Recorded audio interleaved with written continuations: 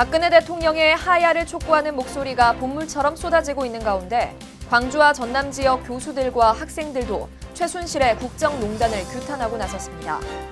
환절기 건강관리에 각별한 주의가 요구되고 있는 가운데 건강한 성인이 독감 백신을 맞으면 70에서 90% 정도 예방할 수 있다고 합니다.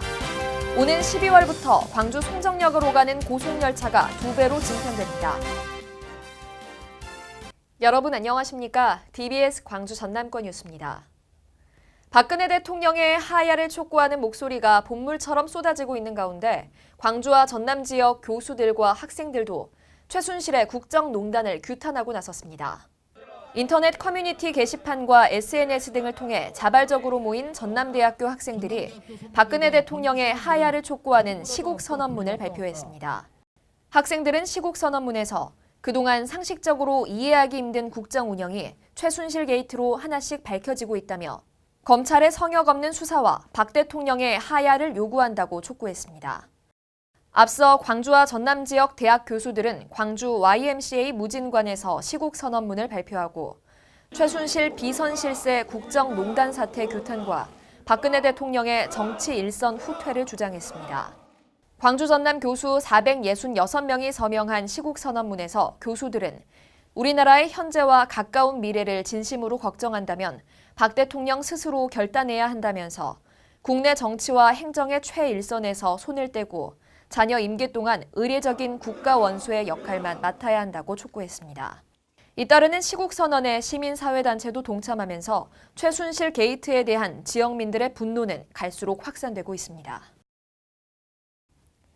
환절기 건강관리에 각별한 주의가 요구되고 있는 가운데 건강한 성인이 독감 백신을 맞으면 70에서 90% 정도 예방할 수 있다고 합니다. 독감이 주로 유행하는 시기는 매년 12월에서 다음해 3월까지로 백신의 효과가 보통 6개월 지속되는 점을 감안하면 독감 백신은 10월에서 12월 사이에 맞는 게 좋습니다.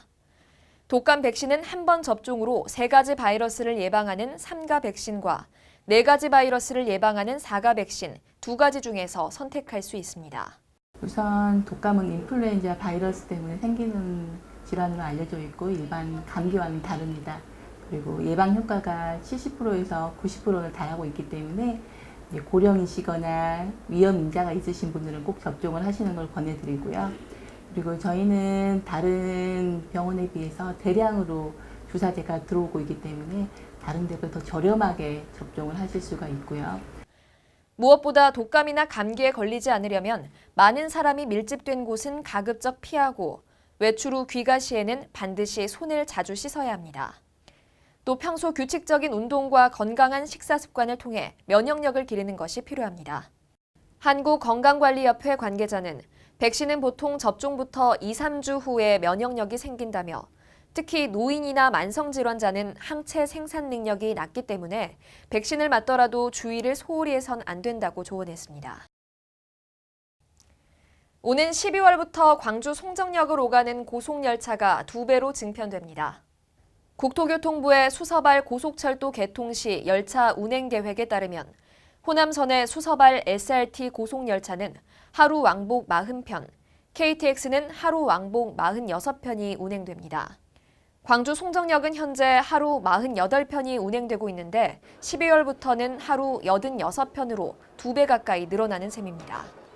이와 함께 현재 용산역만 이용할 수 있는 체계에서 앞으로는 서울역과 수서역까지 고객이 원하는 지역에서 고속열차를 이용할 수 있게 됩니다.